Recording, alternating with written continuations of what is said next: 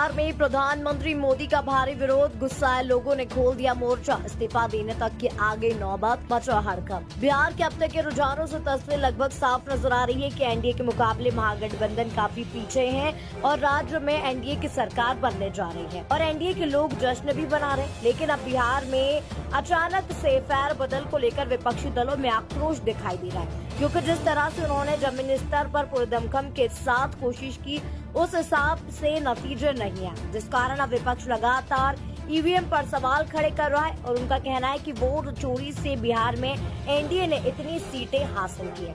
और संजय सिंह ने कहा है कि चुनाव को पूरा हाईजैक कर लिया है, इस चुनाव का कोई मतलब ही नहीं है।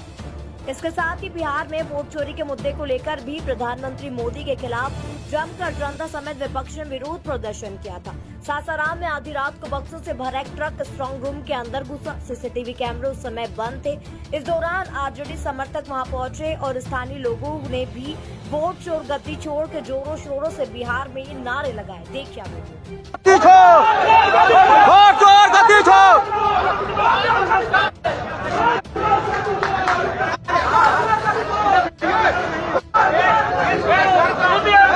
वोट चोरी करते हुए रोहतास जिला में पकड़ी गई है, आप सभी देख सकते हैं।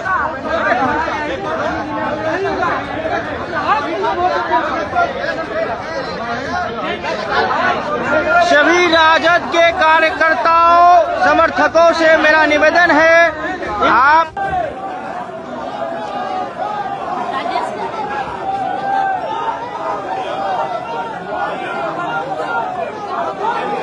बोला गया है, पब्लिक सुन रहा है। दोस्तों, जिस तरह से नतीजे से पहले और नतीजों के बाद भी विपक्ष बिहार में बीजेपी और चुनाव आयोग पर वोट चोरी का आरोप लगा रहा है। विपक्ष के नेता पप्पू यादव और दिग्विजय सिंह ने बीजेपी और चुनाव आयोग पर हमला भी बोला है। पप्पू यादव ने कहा कि नतीजा स्वीकार करना पड़ेगा, लेकिन ये बिहार के लिए दुर्भाग्य होगा।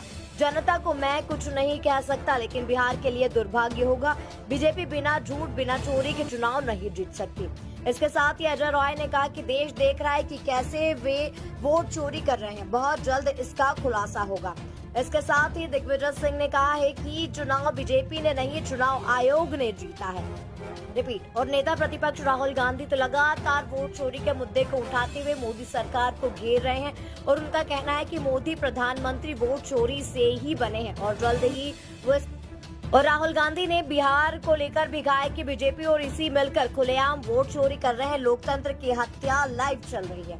तो फिलहाल क्या आपको भी यही लगता है कि बिहार में वाकई ईवीएम में खेला हुआ है और वोटों में धांधली करते हुए एनडीए की सरकार राज्य में बन रही है? हमें कमेंट में लिखकर अपनी राय जरूर बताएं।